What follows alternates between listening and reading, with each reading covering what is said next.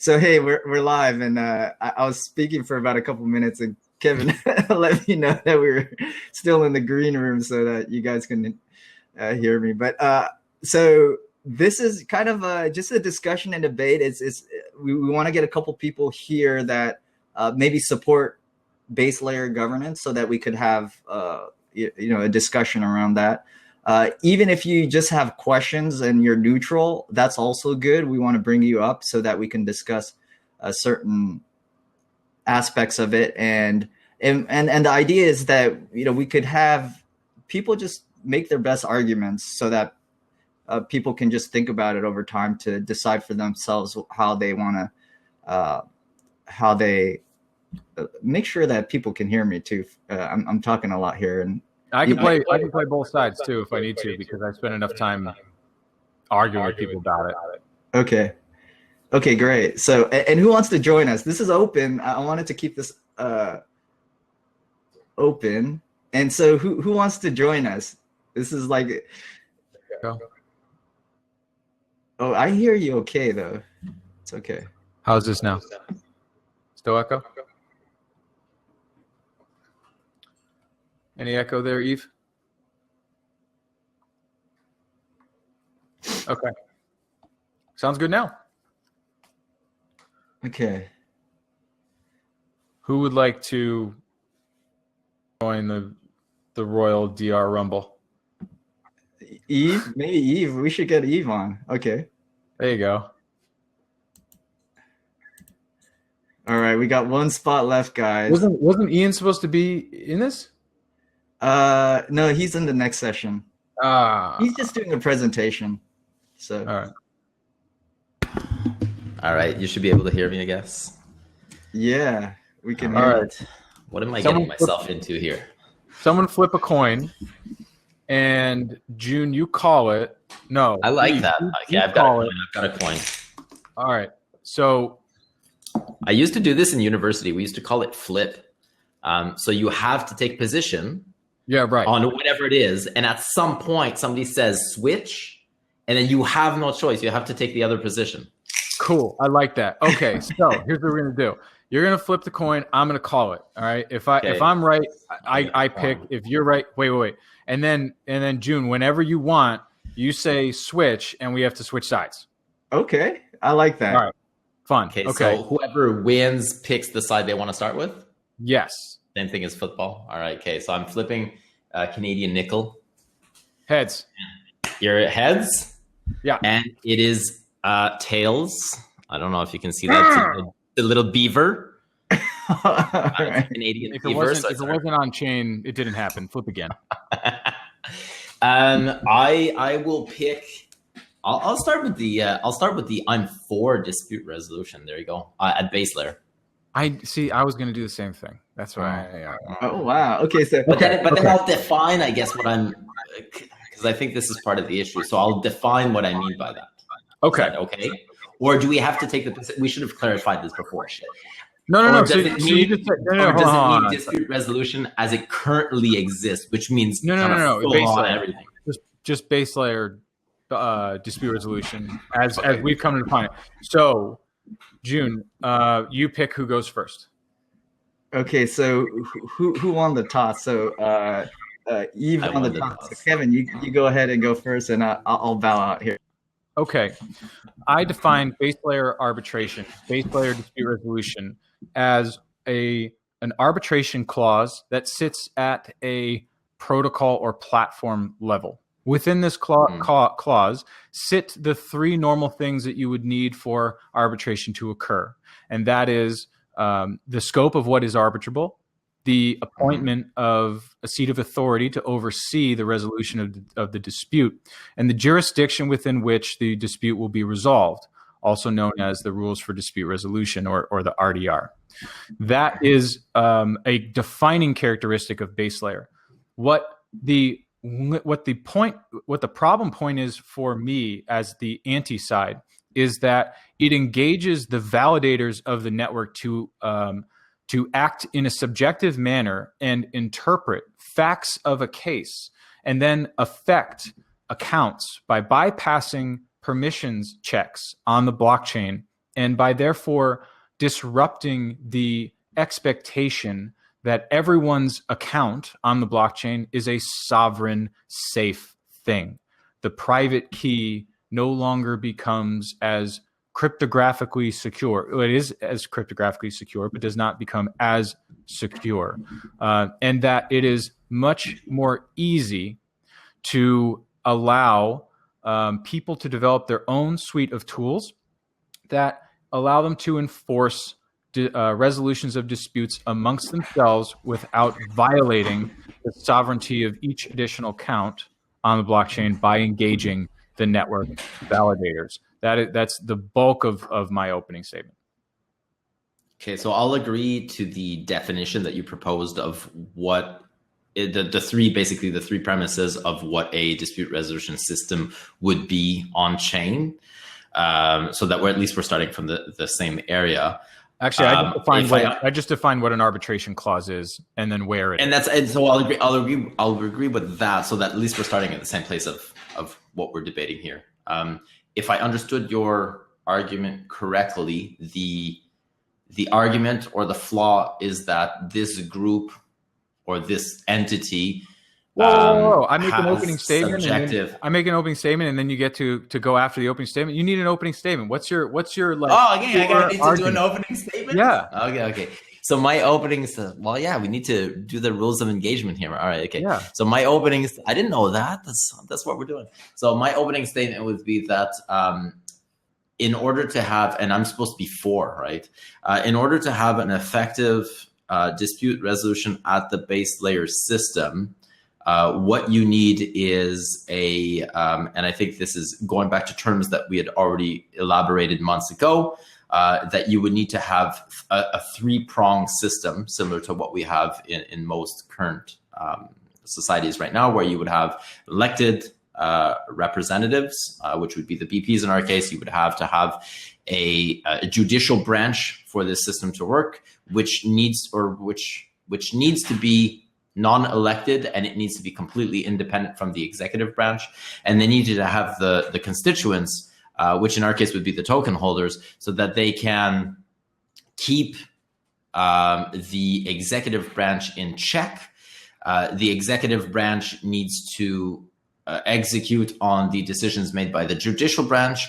And if they choose not to affect the change that is proposed by the judicial branch, then the elected token or the representatives or the token holders can keep the executive accountable. So I don't know if I explained that properly, but the 3 are in check. So I would say that's kind of what you need in order for this to be able to proceed and to have kind of what it takes at the base layer for this to just even be in place.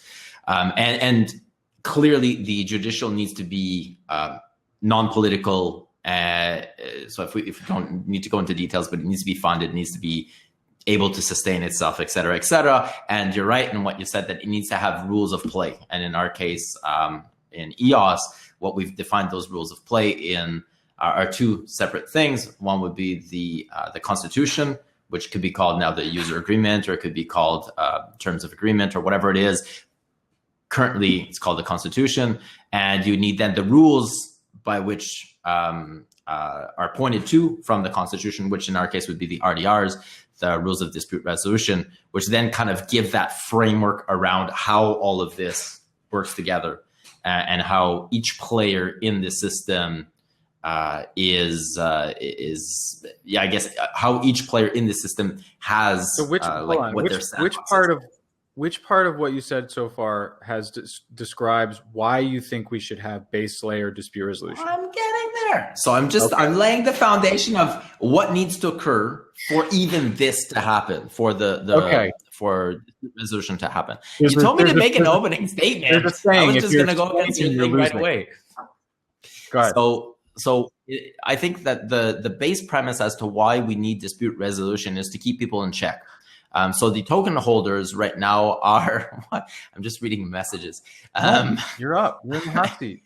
And so I think that the reason why we need dispute resolution at the base layer is to keep block producers accountable, and to keep And in order to be able to keep them accountable, you need to have rules in place, and you need to be able to have somebody who's a third party be able to do fact finding and be able to kind of look at things objectively without being in the hot seat, and make recommendations either to the general token holders to say, listen, this block producer perhaps is acting or behaving badly, therefore we recommend that you unstake tokens in this block producer, and or other block producers, you've got the power to potentially remove this block producer or affect change to this block producer.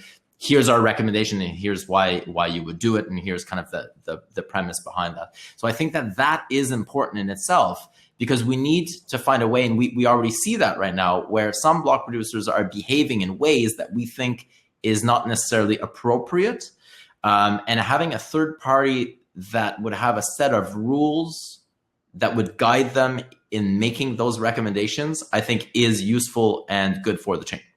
So you have described why we need base layer dispute resolution to manage malpractice by block producers.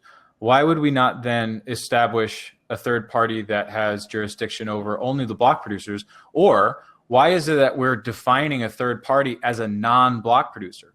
Why is a third party not a block producer outside of the block producer in question? You, EOS Nation, are a third party to me, EOS New York. And we have the means to enforce by code without adding an additional layer to have block producers govern in the way that you describe.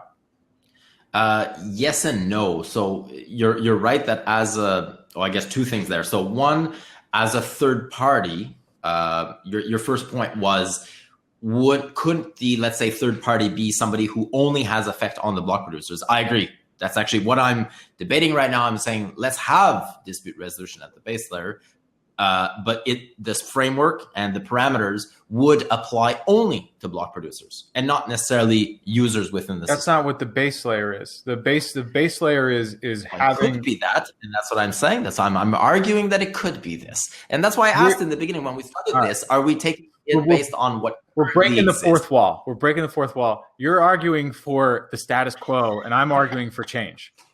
Okay, then status quo, yes.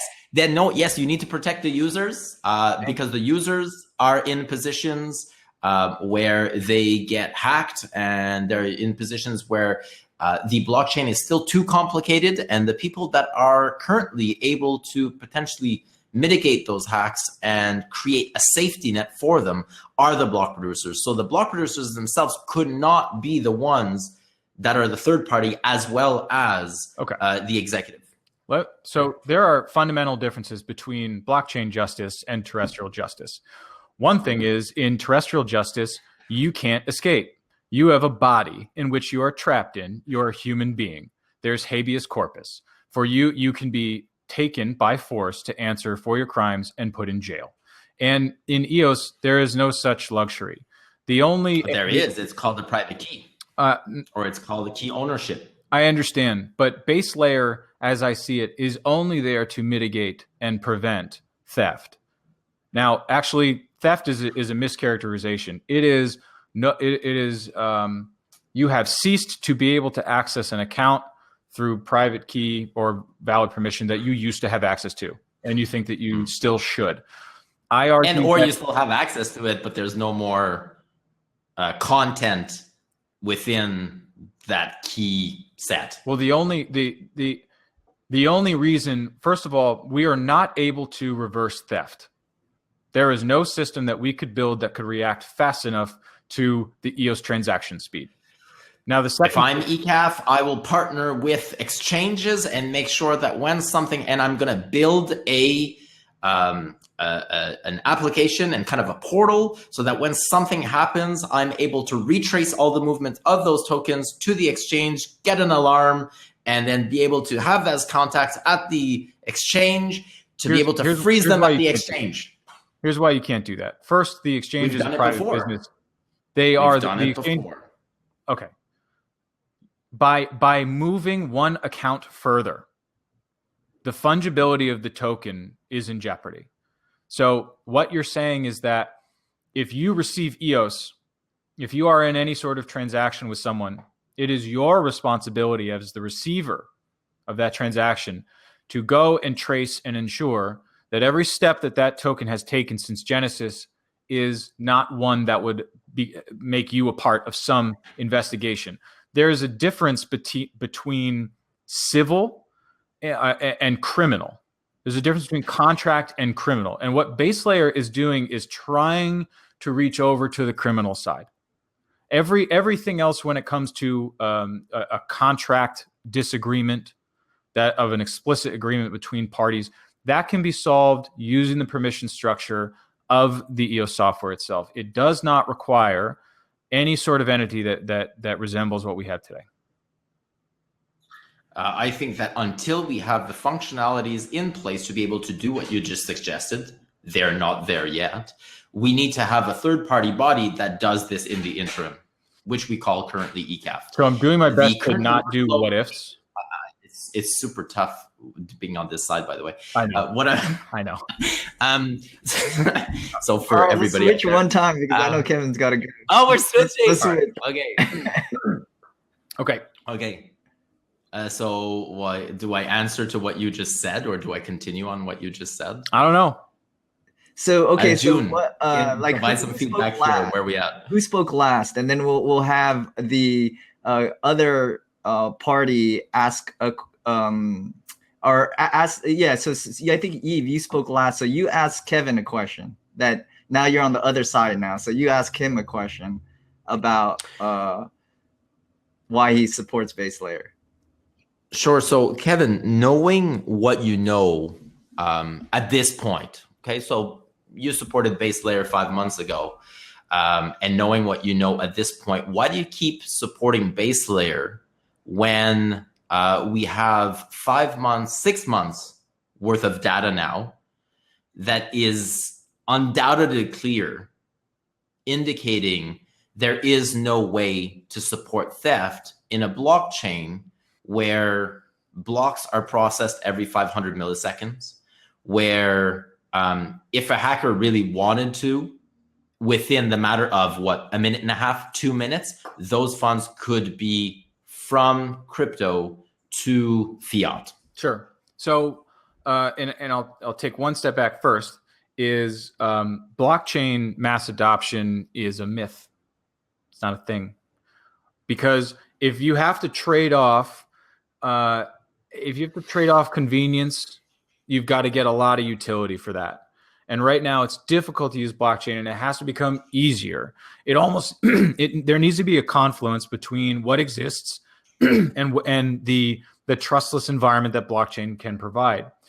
The benefit of having base layer dispute resolution, it comes with transactional confidence in businesses, because what we're trying to build is an enterprise product. And for us to have said to businesses that are sitting on the sideline up to this point, hey, sorry, you lost your tokens and you're shit out of luck. People don't like that. And I would posit that we are trying to build a system that will provide relief and transactional confidence for people who make a mistake, because humans are not perfect. Just in the same way that contracts are allowed to be mutable by default to account for mistakes, so must the EOS governance framework be malleable enough to support mistakes that result in huge financial loss.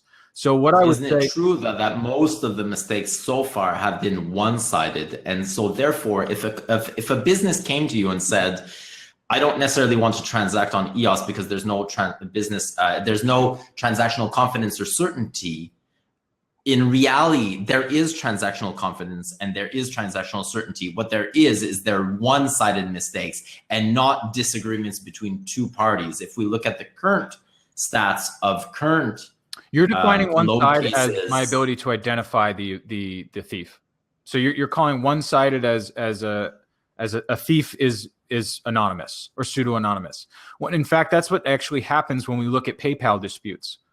If I am robbed in a PayPal transaction gone wrong, I can appeal to the PayPal dispute resolution process and essentially have no representative of the other side and have it rule in my favor. And the reason why I use PayPal and I don't do a money wire is so that I have certainty that there's recourse if something goes wrong. That's what we're trying. And so why would you have? So why wouldn't you be able to have that at the application level, which is effectively eBay, which is effectively PayPal? It's not at the base level; it's at the application level in that particular world of eBay. Because what we would be doing by creating such restrictions, we would say to businesses, you can have recourse, but only within these pockets. By the way, these pockets don't exist. By the way, the tools to create these pockets don't exist. What we need to do is offer the flexibility to say, we've got you covered all the way around, and then as we move forward, we will dial it back. Is it not somewhat false hope at this point, where at some point 5 months ago, it was hope and there was good intentions? Knowing what we know now, it is indeed false hope if it's not done at the DApp layer. Because what I'm doing as a user is paying you for then 2 months later to tell me, by the way, we're not going to recover your funds. So is it somewhat? Well, I don't think that's a fair argument to. I don't see how that's relevant. So how many times, ECAF, have you been able to effectively stop theft on chain? Well, we're not arguing about ECAF. We're arguing about dispute resolution. Sorry, dispute resolution. How many times have you been effective at dispute resolution so far on chain? We're assuming that I am an actual purveyor of. You have not been able to do any arbitration on chain because arbitration requires two parties, and you've never had one single case where there were two parties, known parties, that agreed to do dispute resolution or arbitration. I would agree with. In this case. I would agree that arbitration requires two parties. And what we're trying to, what we need to define is what exactly constitutes a user. Because what we're approaching this with is our traditional understanding that there is a person, a body behind this thing, and I need a driver's license. I need identity of this person to be able to say that this is a valid two-way discussion. When in fact we have no means to do that. It does not exist. It cannot enter the conversation. So what is an identifying characteristic of a person is a 12-character account name or short name. That is it. If you have that, you have the counterpart. Where we know. So there have been instances of cases that have been brought up where both actors are known. So they're not. It's not an unknown hacker or whatever, because there have been cases brought up against block producers.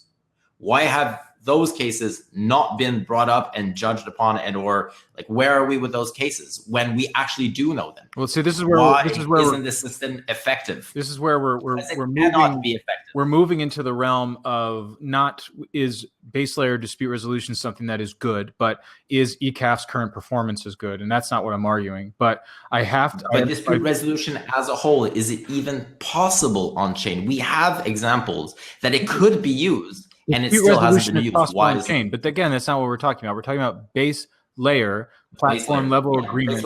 Essentially, having a third party appointed by chain. In this case, it's ECAF, but having this third party that is immutable in a way. There's no room for any other parties to be at that base layer. So, Yves, unfortunately, I have to cut you off because I have to go. But I have to go. I have to go pick up my daughter from daycare. But this has been the most painful 20 minutes of my life, or however long. However long I have been arguing this side, I've lost all sense of self. I don't know what's up or down. I think I had to argue your side longer than you had to argue your side. Either way, I echoed the sentiment that it was pretty tough. I just knowing what we know at this point. And for the viewers who don't know, I was. I like to say this. I don't know if it's exactly true, so feel free to challenge me on this. I was probably the person that was the most public and the most in favor of ECAF for the longest time. So for me to make this switch, and I think it was Kevin that said that when he started, that as a block producer, all we can do is take the information that we have access to and evolve. And I personally changed considerably in terms of this position because I was adamantly in favor of having dispute resolution at the base layer. 6 months in, I do not believe anymore that it is possible to do this with the current framework and the current RDRs and knowing what we know about the technology of the chain and everything. I've changed positions, and I was probably the strongest position out there publicly and vocally in favor of. And so, like Kevin says, this is incredibly painful to do because it makes no sense anymore. It really doesn't make sense. Knowing what I know now, it makes no sense anymore. And I think it was good to be able to go through this exercise now instead of going through it in 3 years or 4 years, being able to see that under the current framework and under the parameters that we were thinking of, this is not possible. It's not going to work out the way that we wanted it to work out. And that's okay, because we've done it so early on. It really doesn't have as much, I think, long-term negative repercussions as if instead of if we were to have done that, let's say in 3 years from now, when we have millions and millions of accounts on chains that are transacting millions and millions of EOS tokens, etc. So like this says a lot for us to have changed this position, which is why it was so difficult to have this conversation, because it just makes no more sense. Knowing everything I know, it just doesn't make sense anymore. Would you mind if I just said one more thing before I go? Yeah, of course. I echo everything you've said. I am not an ideologue. We're looking at what is actually occurring, and I think pro base layer, pro whatever, it doesn't matter. Everybody wants the best for EOS. All of our incentives are aligned, and we are inexorably tied to the price of the EOS token. But unfortunately, what we thought was a good attempt is now a group of volunteers with no experience, plan, or capital. I don't think that if that doesn't change, there is no debate. We can come back and try this again some other time. But I want to thank you very much, June, for having me on, and thank you, Yves, for whatever just happened. I blacked out. I'm gonna wipe that from my memory. Thank you very much, everybody. Take care, Kevin. All right, thank you, Kevin. Bye. All right, thank you, June. I'm guessing I'm gonna log off now. Thank you very much for. I'm speaking at 7, so I've got like an hour and a half or so, where I'll come back and I'll speak about actual off-chain governance is going to be my topic tonight, because I think we talk about on-chain governance and EOS governance quite a bit, and so I'd like to take it on a different street here, a little different venue. Anyways, so thank you very much for this is fun facilitating this weird discussion that just happened. No, this is the split personality thing. I know it must be this really hard. But no, it was fantastic. I thought it was great. And then you're again speaking. I forget what time exactly. Like how many hours from now? In an hour and a half. An hour and a half. So it's going to be 7. In about an hour and a half. Okay, so 7 Eastern. So 8. 7 Eastern time. Yeah. So it's 5:30 Eastern right now. And so yeah, for all you guys out there want to catch Yves, continue the kind of the discussion on governance, and maybe something a little different there in that. It'll be something different, definitely different. So all right, thanks a lot, Yves. Take care. All right, take care. Thank you, everybody. All right. So yeah, that was fun. I mean, I can't imagine being able, it is a challenge to be able to take kind of both sides, and it makes you think really about it. So this is fantastic. So we actually have a video from Jetsey from EOS Amsterdam, and unfortunately, I think he was busy today, so he couldn't do it live. But he did record a video for us to discuss the version 3 of the Constitution, but it's called the Charter, and it's affiliated with EOS Amsterdam. So I think it's great to hear from him. He's a lawyer too, so it's great to have a legal mind and perspective on the Charter, Constitution, however you want to call it. And so I'm going to try to pull up my screen sharing to get show this video in the last 20 minutes or so, and then we'll go from there. So unfortunately, we won't have be able to ask him any questions, but feel free to just. If you do have questions, just put it in the chat window and we can forward it to him. So yeah, so let me get the screen sharing, and maybe Rhett can answer some questions at the very end if we do have some time available. So so let me go ahead and share the video here that Jetsey has prepared for us. So.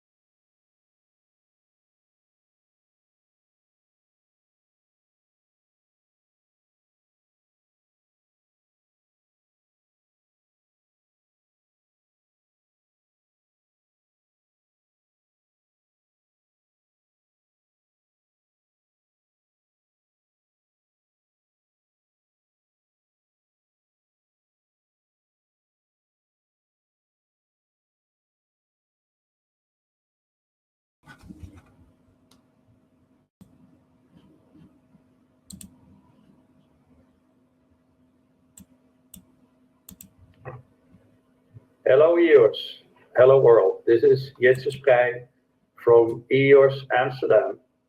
From Amsterdam, it's night over here, but I wish you all the best for the day or the night you're living in at this point in time. I'm going to talk about the charter we have submitted as EOS Amsterdam. It's a charter, we call it a charter, it's also known as the Constitution version 3. And I'll be talking you through the choices, the design choices we made and the issues we have encountered. When I do that, I will always also compare what the decisions we made against the decisions that you can find in the other documents. So I'll start with like a high level idea. Why did we draft the charter as we did? The basis of our charter and basically of the other documents as well, there's no variation there, is that what we're trying to do is to conclude an agreement between the people that actually do use EOS. I don't think that's fair and square, because I believe it's legally the only way of doing that in a good way. But it is, though it is an agreement, it has certain elements that go beyond that of an agreement. It's a way we as EOS community organize ourselves.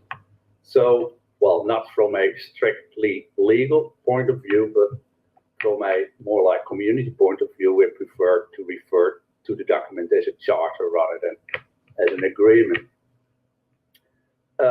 Okay, but from a high level point of view, which are the choices you made? Well, first of all, we live in a very fast moving environment. That goes without saying. It also explains to me, you know, the way we have worked these months, that we have changed elements in our charter from version 1 to the version we have submitted, and the current version I'm working on will be different from the 2 versions that we have presented to the community before it.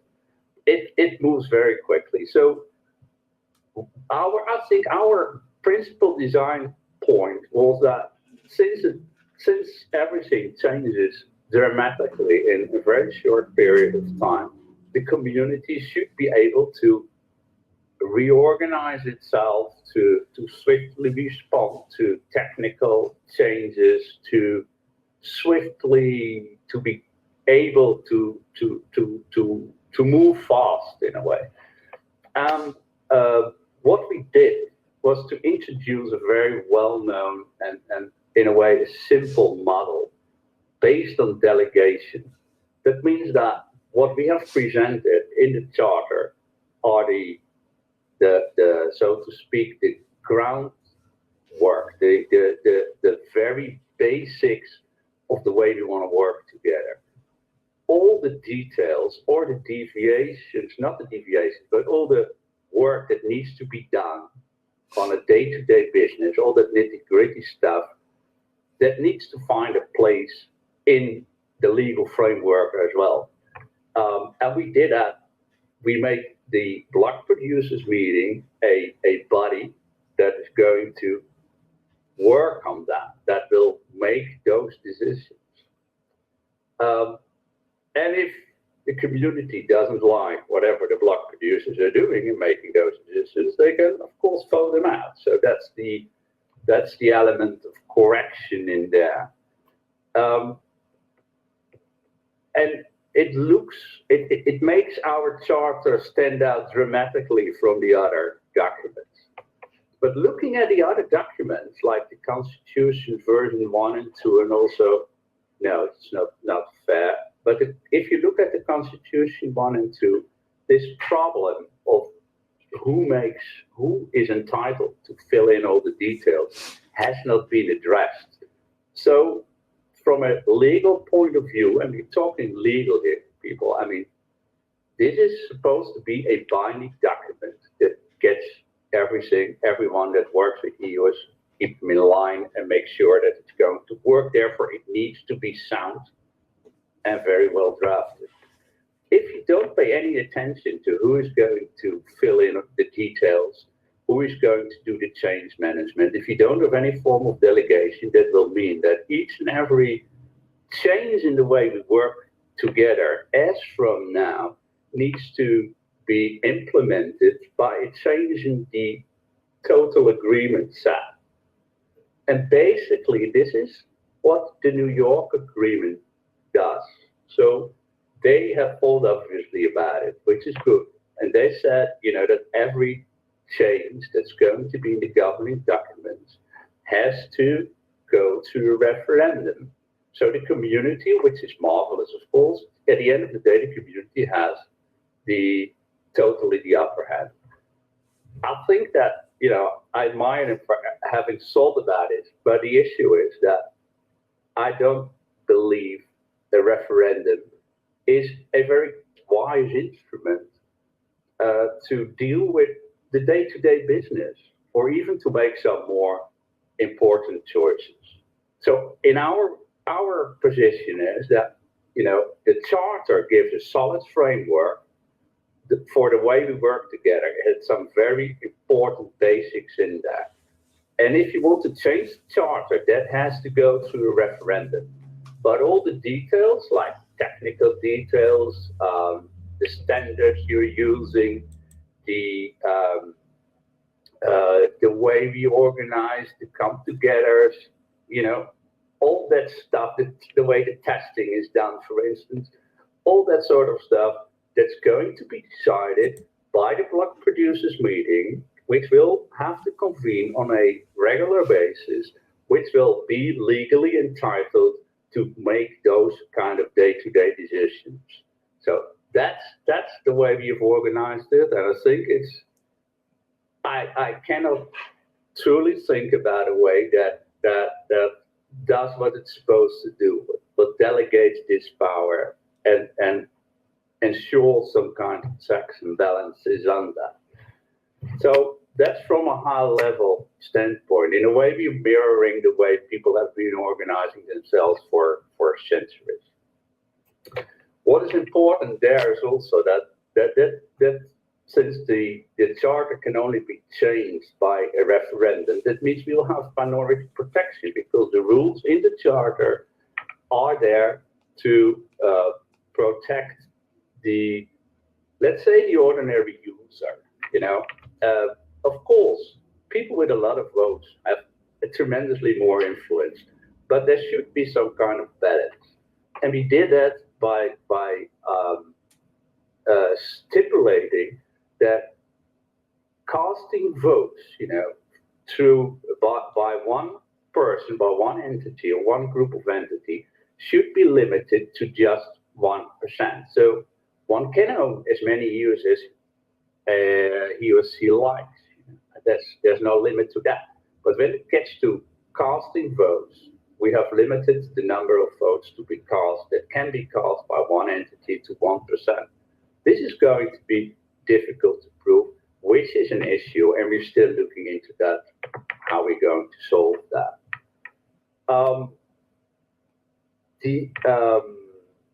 Then there's the issue of vote buying. We kind of deliberately have left that bit out. I think it's very difficult to prove. If it's difficult to prove, then that shouldn't really stop you to have that in a contract, because trust me, if it stayed in, I've seen already initiatives of people that kind of try and work together to expose vote buying. This probably would have led to cases, to either court cases or ECAF or other arbitration cases. I come to speak to that later. But there would have been serious trouble for people, at least some people that try to buy votes, and it would, scare away probably others. I must say, we are also rethinking this clause, but in our calculation, it seems that vote buying would concern 1% of the total number of years per year. Given the volatility of the exchange rate of EOS, we believe that not buying votes, but instead of that, aiming at a better exchange rate for EOS is something that purely financially makes more sense. That has been our line of thinking throughout the last couple of months. But given the recent the recent discussions, we might have second thoughts about that. But as far as I'm concerned, now we leave the vote buying out of our charter, so probably won't get in.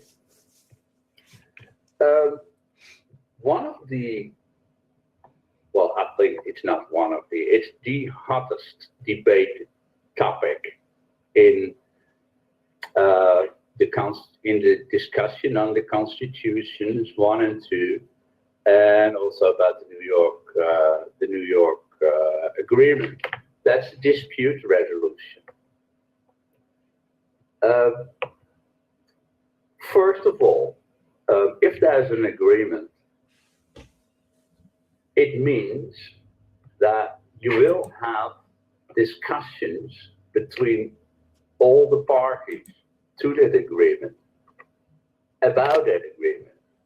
Those discussions will be there, definitely. And since it's about money, they will turn into disputes. So everyone that has anything to do with a governed blockchain should ask him or herself, how do I solve disputes? This is not a code of law environment. The code is law, fine, but the agreements, whether it's the version 1, the Constitution 1, whether it's the Constitution 2, or whether it's the New York user agreement, it's their agreements, there's language in it. Language is either vague, non-conclusive, or something outside of the idea of the people that wrote those agreements happens that make them change their views of those agreements, and they will think, no, this cannot be meant here. This is unjust. I'll fight to get my rights. And there will be court battles, there will be legal disputes connected to those agreements. And I've also, of course, I've studied the work being done, and I've been around for a couple of decades working in the disputed environment, and especially I have had a couple of court cases, huge many court cases that were about agreements, because the interpretation, you can fight about the interpretation, you can fight about the fulfillment of the agreement, you name it. And it will always turn up when you don't expect it. At a spot, you thought, okay, this is totally clear. But then if you focus on it, you start to do the close reading, you get in a judge, you get in two lawyers, and you find, oh, it's not as clear as it looked. We've been mistaken. And sometimes then a judge might rule totally in a way you won't expect it. So anyways, long story short, there will be disputes. So we got Constitution 1 has ECAF in it. Well, to say something, have a positive note on that, they thought about it. So that's good. I'm not sure if ECAF is up to the task of all those many disputes that may or may not arise. But one thing I must admit, they are starting right now, and as far as I can see from the outside, their work they've been doing is not of a standard that I wouldn't support. So there's many questions about whether or not ECAF is predictive or not. It will be capable of getting the enormous load of cases done in time, etc., etc. But why not? It could be done. My issue is so Dan's version, the Constitution 2, does something very strange. It gives it appoints the block producers as some kind of a dispute resolution body. We are a block producer ourselves, and I would never want to be in a position where I would have to deal with dispute resolution if I weren't a lawyer trained for that, and if there weren't some kind of legal environment that would make it very difficult to claim damages with me, because if you're in the dispute resolution business, you're probably getting claims as well. That's a fact of life too. That'll happen too.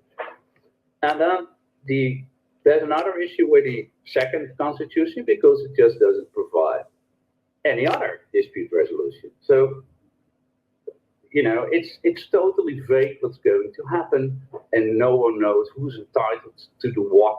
So there's no delegation model, and there's no dispute resolution. So I think it's very difficult to work with that. And also, if there's no dispute resolution in a agreement, and those both constitutions are agreements, then that simply means that every judge, well, not every, but many judges will be entitled to judge upon these constitutions. So if there's a fight over constitutions, and there will be fights over constitutions, that means that no one will know which judge is going to rule on which applicable law. To me, that seems like madness. You have to be able to have some bit of an idea of how a judge would work, and therefore you need to know the applicable law, etc., etc. Okay. The New York Agreement details arbitration. Says disputes will be settled by arbitration in so many words. But then something strange happens, because it kind of in the same sentence they say the parties have to agree to arbitration. So if the parties don't, there's no solution for that. So that means, I don't know what it means. But the contract is not conclusive on that point, and it will mean probably that the arbitration clause is, unless the parties agree, of course, obviously, but the arbitration clause is null and void, and just no arbitration there. What we did in the charter is we said, okay, this needs to be, which organization is going to deal with this shitload of cases, of disputes, Which organization is going to deal with that? We don't know. We don't want to just appoint ECAF because we don't know if ECAF is up to the task. We want to look to find out if ECAF isn't. And I'm talking to block producers meeting. So the joint block producers have to look at ECAF and make a decision whether or not they want ECAF to continue to be their arbitrator, their arbitration provider, or which, if you ask me, would have been my preference, or they might hire another arbitration provider, such as the International Chamber of Commerce in the ICC arbitration. There are many arbitration providers in the world, and a lot of them you can talk with them and ensure that they get the job done for a reasonable price. So I put it's part of our philosophy. We have the block producers meeting. They're going to make detailed choices on how to run this chain. Over their shoulders, the community is watching them and vote them out if they do something stupid. And the block producers meeting can appoint a better or another, or can stick with ECAF. And frankly, I don't care. It's decisions that have to be made, and they're entitled to do it. So that's the way we have set up the thing, and I think it's practically and legally, it's the only workable solution. So, well, I'm really looking forward to the referendum. We're going to come with a new version of our constitution, which has some of the elements we found difficult. We're going to move around. There's one last issue I want to talk about, and that's the scope of the arbitration. On Steemate, I wrote an article about it, which you might want to look up and see, because it helps I wrote it to set my own mind, actually. But it's the scope of the arbitration shouldn't be too broad.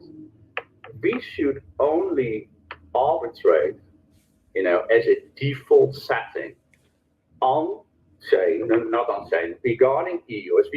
First of all, we should only arbitrate issues regarding the technical infrastructure we are providing. We don't want that client consumer disputes to be arbitrated by ECAF or anybody else. That's not a good idea. We want to have a necessary, the necessary arbitration, which is dispute resolution and disputes that arise from the contracts, either the Charter or the New York Agreement or the Constitution. I don't care. We don't want disputes that, for instance, the product delivered to one of the debts isn't up to what the person that bought it wanted to get delivered. So that sort of stuff is totally out of scope. We could offer that, but that would be just a separate business model, and it would be up to, I don't know who. I suppose that would be like a commercial offering of arbitration services. Maybe I'm going to do it. Sounds great to start an arbitration, to become an arbitration provider myself. But right now, when we talk about the Constitution, when we talk about the Charter and the Agreement, in my view, when we talk about how to organize the community, we should limit arbitration to just disputes between the people that work with EOS, or the disputes that are connected with EOS. So I'm looking forward. Hopefully, I try to make myself clear. I hope I managed to do that. And I wish you all the wisdom and all the best. And let's make EOS a wonderful day. Bye.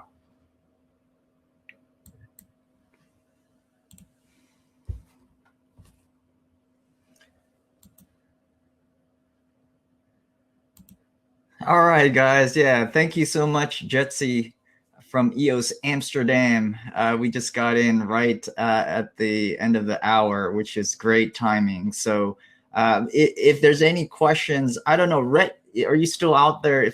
Does someone have maybe one question that Rhett might be able to answer? Let me see if he can. We just one question, since we can go over a little bit here. But I'll see if Rhett, if you want to get on the video, I'll invite you. Otherwise, you can answer from the chat window. So does anyone have any questions? Let me see. I think these were from the previous session, so I'll clear these. So, hey, how's it going, Rhett? So, hi, good. Let me connect microphone so that we don't have it. Okay. So, you can hear me? Yeah, we can hear you well. So, yeah, we'll have. Thanks for joining us. So, Rhett here is from EOS Amsterdam. His colleague just spoke. So, does anyone have any questions for him? We'll leave it to, let's just say, 2 questions. And if anybody has one, please put it in the chat window or go to the ask a question below. Let me respond, because I was writing a response based on Marcin's comments. There's sometimes a lot of naivety, I think, in the blockchain world, when you say, okay, we get rid of ECAF, we can get rid of arbitration, it doesn't work, doesn't scale, that disputes will go away. Disputes will not go away when you drop ECAF or drop anything like that. You will always have disputes. You will always have individuals that were robbed, creating a lot of noise. Just 2 weeks ago, there was somebody in the Chinese community that was robbed. He filed a claim at ECAF. He was creating a lot of distortion in the community because he didn't get any answers. So that everybody was talking about this guy. He had a huge wallet. He had a lot of influence, and he created a lot of noise, resulting in a bad image for EOS. So I think we have to solve our problems. I really would ask the block producers in the top 21 to show leadership on this, fund ECAF a bit so that they can get up to speed, or organize an alternative for that, because there will be disputes. You'll need some sort of arrangements. And 25 years ago, when the internet started, everybody was talking about that local laws were not applicable because it was the internet, and we were talking about rules of the sea, which was a Dutch invention also, and that the world would change dramatically. And the result was that there were court cases where internet service providers were asked to do certain things that they couldn't do because technically unfeasible, and they were fined by daily fines that went up to huge amounts of money if they didn't comply, but technically they couldn't comply.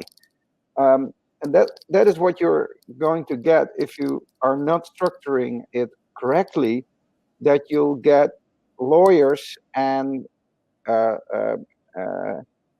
judges involved in disputes. They maybe even understand 25% of what we are doing here, but because they need to rule, they will rule. And then you get an unpredictable result. And that is something that we don't want. And then when one of the parties is in Poland, or one of the parties is in the UK, then this idiot judge will rule. And then it's not predictable. Okay, great. So no, thanks for sharing, Rhett. Unfortunately, out of time. I know Marcin. It would be nice to have another kind of back and forth that we had earlier, but unfortunately, because of time, we can't do that. Maybe we should set up another call for that, Rhett versus Marcin. No, I mean, it's always fun to debate in the channels, but I really like this model where and especially with the Switch model, where we can debate face to face, because I think we should have the experts debating and not the amateurs on the topic. I mean, I'm an amateur a bit, but I've learned a lot from Jetsey in the last 18 years, because I know this guy already for a long time, and he's very knowledgeable on arbitration. And I think we're very lucky to have such a high-standing lawyer in our ecosystem. So I really would recommend everybody that hasn't read his version 3 to have a look at it, because also the footnotes are very interesting, because in the footnotes he more detailed explained why he wrote down what he wrote down, because there's a lot of I mean, lawyers deal with disputes every day, so the Telegram debates, that is his daily job. So read it, because it's very, very interesting. Okay. So, all right. So check out the, I know Jetsey just mentioned that updating the kind of, and just look out for the latest proposal for the charter. Thanks so much, Rhett, for joining us. Yeah, no problem. And we'll go on to the next one. And Ian Grigg should be on with us just right after that. We'll just switch over to the next session and bring everybody in. Forward to Ian. Yeah. All right. Sounds good, guys. Take care. I'll see you in a little bit. Thanks. Thank you, John. All right.